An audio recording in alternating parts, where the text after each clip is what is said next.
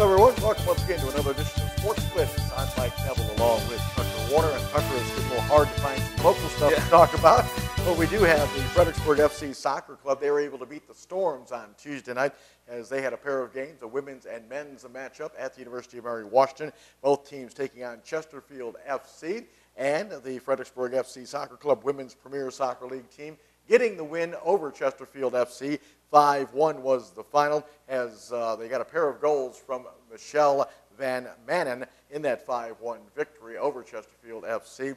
Katie Butler and Clara Robbins also scored for Fredericksburg FC, and unfortunately for Chesterfield, they had an own goal in that matchup. Fredericksburg is now 4-1 on the season, and this is a soccer club that is doing very well. As I mentioned, 4-1 on the season, and they draw a lot of local players that are now in college playing or have played college. We're going to talk about the men's matchup in a minute, but it's a great opportunity for both the women and men's players from the Fredericksburg area to get involved with this soccer club. Definitely, and I was just happy that when Fredericksburg FC started that we would be seeing local athletes get these opportunities to go on to somewhat of a next level sort of thing and try to build their careers a little bit more, even when you get to the post-college ranks. So I'm really just happy that this exists, but I'm also very happy that they're pretty successful on the field too. Doing very well, and the National Premier Soccer League men's matchup between Fredericksburg FC and Chesterfield FC also was a Fredericksburg win as they posted the 4-1 victory over Chesterfield FC.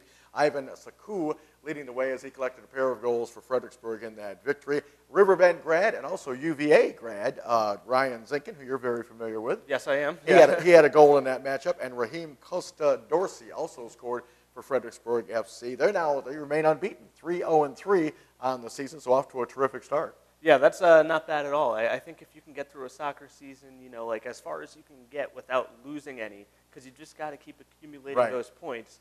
So as long as you're not slipping in those close matchups, and just give up one goal at the end or just can't tie it up, those draw points are very, very important in the long run in the standings. And Ryan, of course, a terrific player, not only at Riverbend High School, but also at the college ranks with UVA. And like I say, you're very familiar with him because he's from your alma mater. Yeah, I've seen him play once or twice.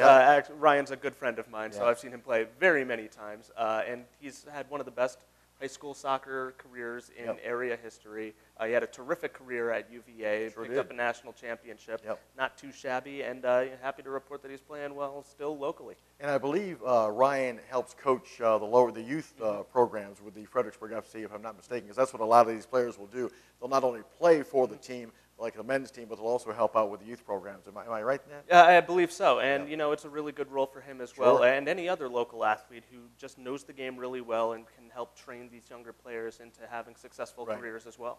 Former Chancellor goalie and also played at James Madison University, Ken Manahan, who an assistant coach for Mike Webb, talked to him when we did that game with Cortland, when we had that rain delay, that lightning delay, if you will, and he also helps out coaching with Fredericksburg FC. So it's great to see these former athletes come back and be able to stick around the area and help out. Well, the track and field season is over as far as high school goes, but there were some pretty good local performances at last weekend's New Balance track and field meet in Greensboro, North Carolina. And Tucker, this is a very elite track and field meet that they had. Nike has some, New Balance had this one in Greensboro, North Carolina. It's really, you think, okay, track and field's done, but now we have actually AAU programs for track and field athletes as well. Yeah, and they build up this stuff for the the postseason, so to speak, because you don't really have the same sort of scenarios in postseason play for track as you do in a lot of other team sports. So especially for say relay runners or sprinters, this is a big deal because you're not necessarily going to be getting those opportunities to compete throughout the summer like, say, local distance runners would be. Exactly. So this is great for the track athletes.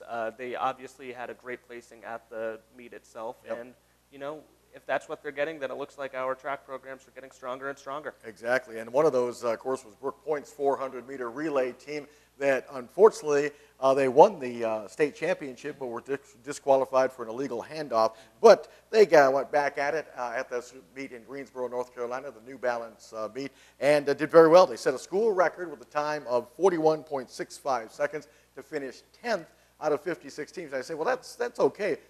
We're talking about teams from around the country, not just in the North Carolina region, but the entire country. Yeah, this is a national meet. If you finish 10th at any national meet, that's pretty good. That's really good. Yeah, exactly. The four members, by the way, are Randall Bussey, Damon Drew, Miles Rogers, and Alec Brodeur. So congratulations to them. And the James Monroe boys 800-meter relay team also did well, placing 15th in the emerging elite division. And the members of that relay team are Keyshawn Johnson, Dirk Jones II, Isaac Evans, and also Alexander Williams. But let's not forget about the girls, because they also had a fine performance. James Monroe rising sophomore Alexis Clark won the javelin in the junior varsity competition, and she won that javelin throw. And she also was 6th in the emerging elite division shot put, and she placed 18th in the championship series discus. So a very nice performance in the field events for rising sophomore Alexis Clark. And we have talked a bunch of different sports about James Monroe, and what's the one thing we always say about them?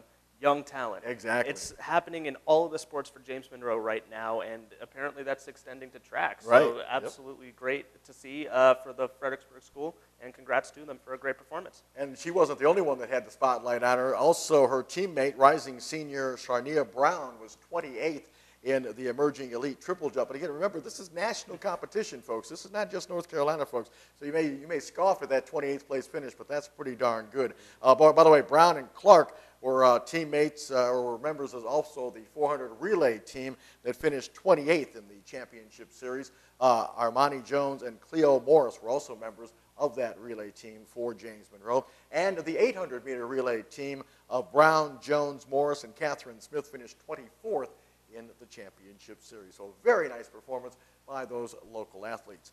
North Stafford grad Zachary Batt. You've probably heard us mention him in both cross country and track and field.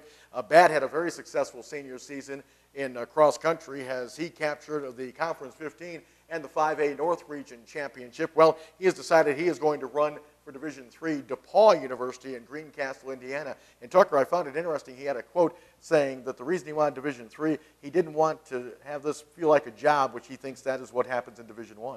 And I think that he's right in that regard. And, yeah. You know, for different athletes, they like different things. Some like that idea of, you know, like, hey, this might be my job in the future. I want to be very serious and very professional about this right now. But some athletes want to have that ability to, you know, turn on to different aspects of their life as well and continue with the sport at a serious level, but maybe not necessarily make their life revolve around it just yet.